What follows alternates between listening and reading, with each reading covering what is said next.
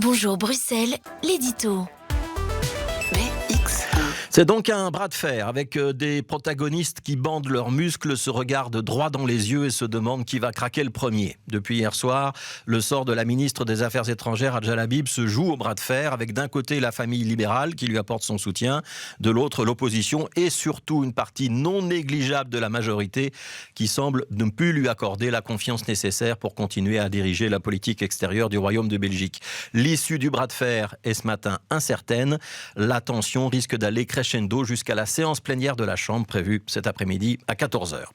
Il faut dire qu'hier, Adjal Habib n'a pas réussi à se sortir des difficultés dans lesquelles elle est plongée depuis plusieurs jours.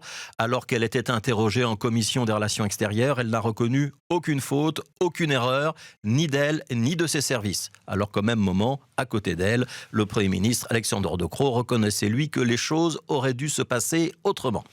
Hier, les députés ont donc très logiquement souligné les contradictions entre deux prises de parole d'Adjal Habib.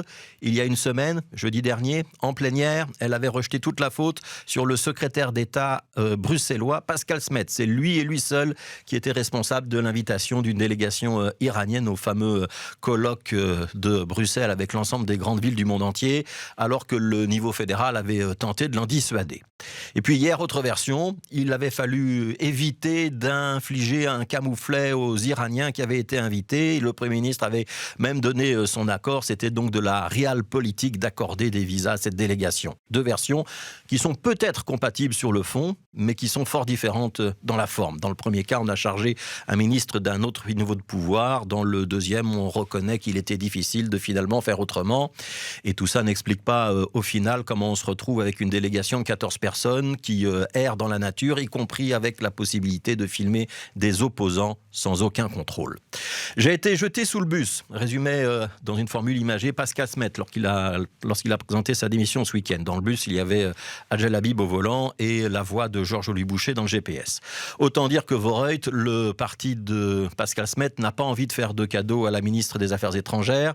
Vooruit, mais aussi le Parti socialiste francophone, Groen, Écolo, personne n'a envie d'arrondir les angles et de tendre une perche à Adjal Habib pour qu'elle se sorte des sables mouvants dans lesquels elle est en train de s'enfoncer. Le bras de fer en politique, comme dans la vie, ça consiste à appuyer jusqu'à ce qu'on torde le bras de l'adversaire.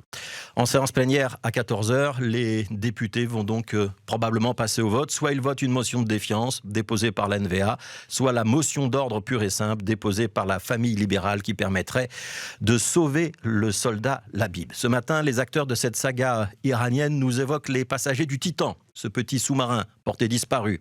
Nos titans à nous, ils ne retiennent plus leur coup à l'Assemblée. Mais ils se débattent aussi dans un espace clos où ils commencent à manquer d'oxygène. Et on n'est pas sûr que le sous-marin puisse réellement refaire surface. On se demande même si c'est pas la majorité Vivaldi dans son ensemble qui finit par ressembler au Titanic.